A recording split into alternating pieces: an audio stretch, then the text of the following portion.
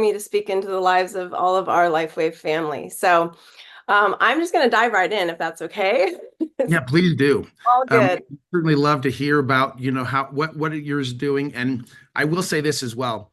You had a chance to kind of share a similar message at one of our boot camps, and one of the things we got from this, and this is just to kind of set the stage. It was one of our more popular topics. I mean, people kept coming up to me over and over again saying, "Oh, I love what Dr. Jen had to share." So yes, please do. I will just turn the time over to you and let you run with it. I'm looking forward to be able to hear this again. Excellent. Well, I will say being able to speak at boot camp was awesome. It was an interesting thing for sure because I tend to get a little bit nervous at these things. And you guys who watch me speak all the time, I speak all the time, but then I'm always nervous. So I'm just going to share my screen, share some slides with you, help you to see sort of what we're going to talk about. You know, when Garrett contacted me about boot camp and then about us speaking into your lives today, do the inspired leadership talk. And I always think it's so funny to me because like, who am I, right? As far as a leader, I think that so many people consider themselves, really great leaders, but I often look at myself as a complete train wreck. My husband laughs at me and says, you're a liar. He sees the train wreck and the mess, but realistically, it's because we get stuff done, and because we're always working on ourselves. I'm going to give you a lot of things today to think about. It's going to be jam-packed. I like what's called fire hose learning. This is me. I'm a board certified doctor of naturopathy. If you're wondering, I'm also got a lot of other degrees in other health and wellness areas. I'm a senior presidential director with Lifewave. I've been with Lifewave just a little bit over 2 years, and it has been the best 2 years in this industry. I have been in this industry for over 31 years, and I will tell you, I have made a wreck and a mess of a lot of different teams and have had to learn a lot along the way. So I just want to ask you quickly or at least remind you and ask you, did you know that you're contagious? And what I mean by that is you have the ability to throw your own energy, right? Whether it's positive or negative, by up to 10 feet. That's wild to me because I will say, how often do we have bad energy? How often do we have good energy? Personally, I'm an introvert, so oftentimes it's bad energy because I'm just like, in my own little world.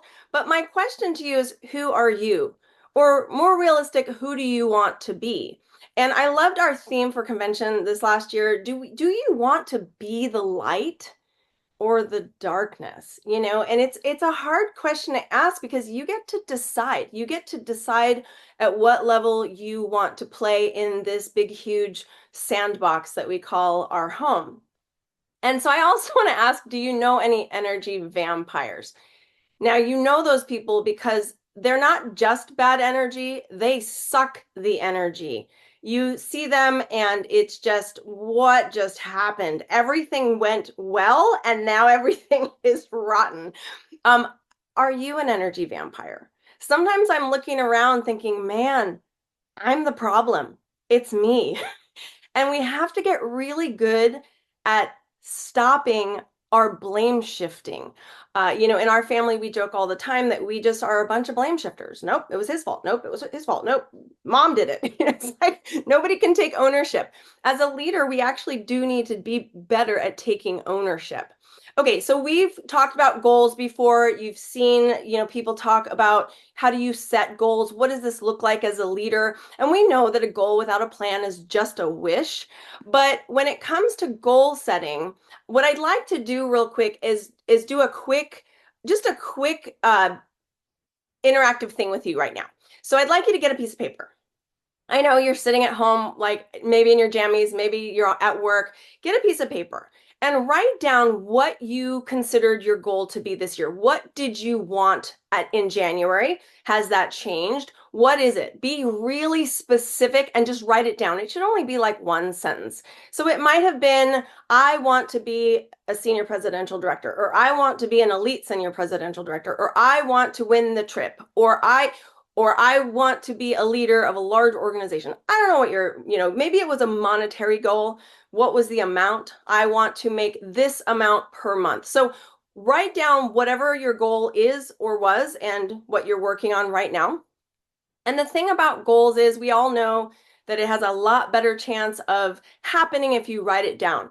The problem with goals is, and the thing that I will teach you differently today is we're going to rip the Band-Aid off, so to speak, when it comes to goal setting. So what I want you to do with that piece of paper that you just wrote your very important goal on, okay? So all of you should have your goal written down.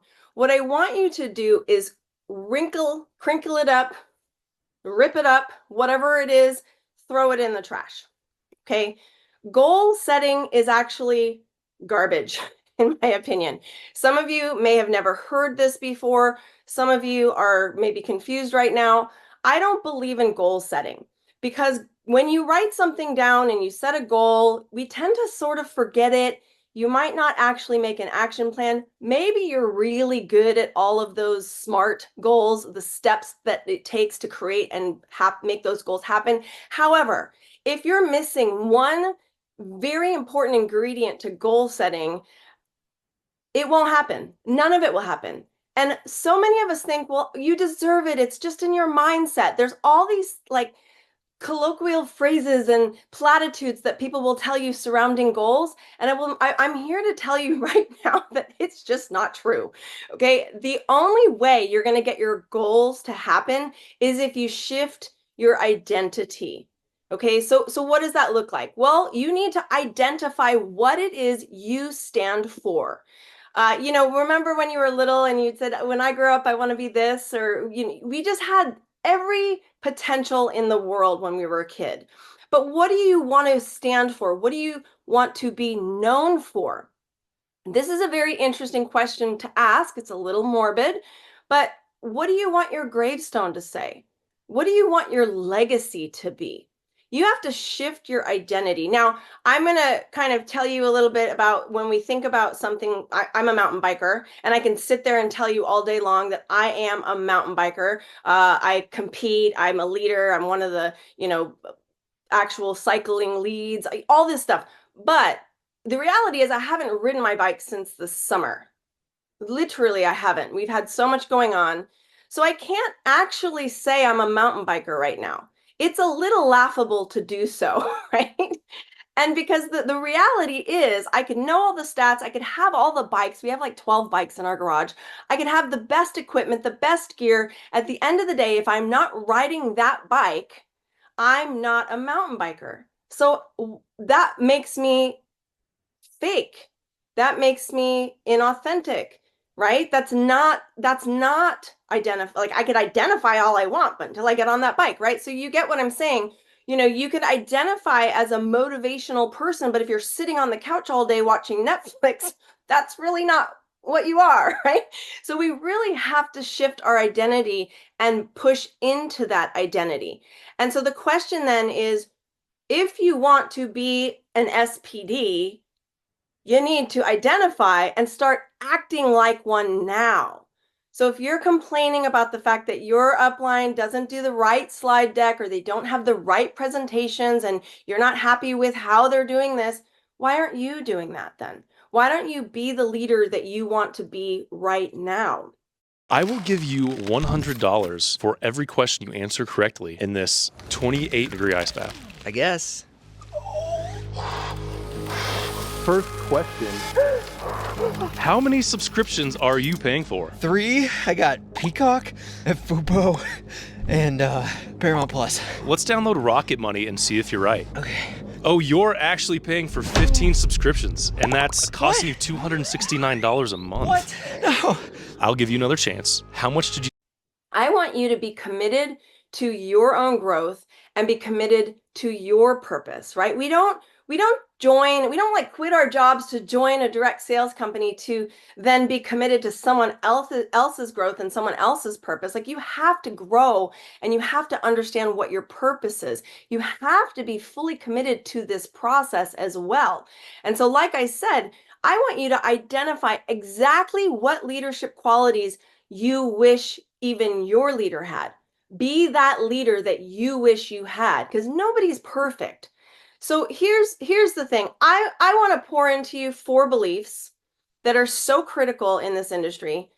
that it's, usually people say there's 3 beliefs. So we're going to go and then you'll see the 4th one. But the first one is obvious. We need to believe in the product. And I know all of you believe in this product. Some of you may not, because you've heard some weird things like it's placebo or it's this, that you hear some funky stuff. I was just in my naturopathic group today and there was a whole conversation about this company. And I had to step in. They literally are talking about stuff that's incorrect. But part of the problem is I believe so strongly in this product. It is backed by science.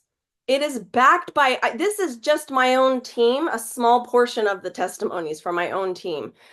That's part of it. But then do you believe in the company? And part of it is when you look at the overall relationship between the product and the company, some people can say, yeah, I love the product, but I don't love the company, or I love the company, but man, the product they got to work on. We have something that no one else has.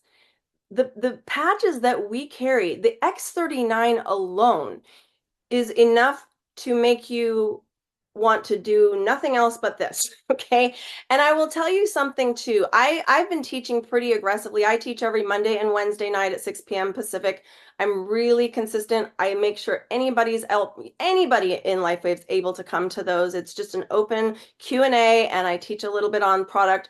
But I will say what's interesting is we're really narrowing down that 4% to 0%. And what I mean by that is there's a 4% of the population that this doesn't work for.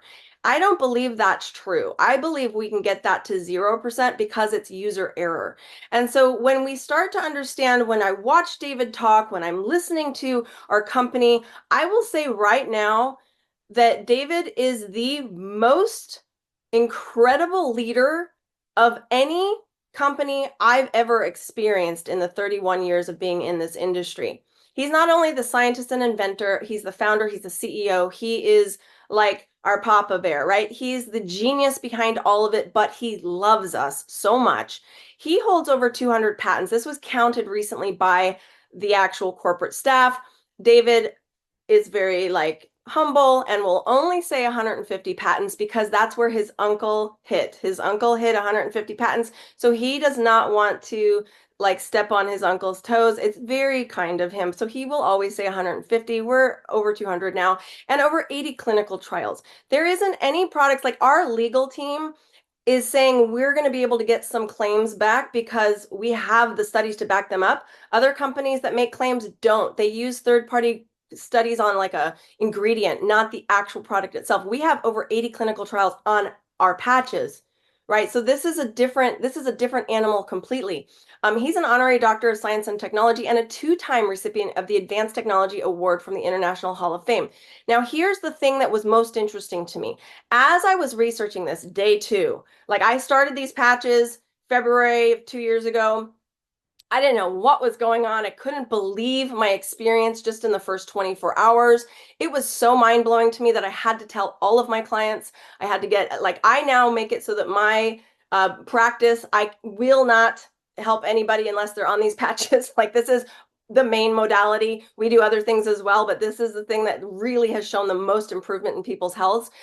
And so what I will say about David that kind of freaked me out was, as I was watching this, I watched with such skeptical eyes and mind. My mind was so skeptical when I was listening to him talk because I thought, okay, here we go, another weird, wacky thing, until I heard this man boldly give all the glory to God and say that none of this was his idea, that it was just God gave it to him.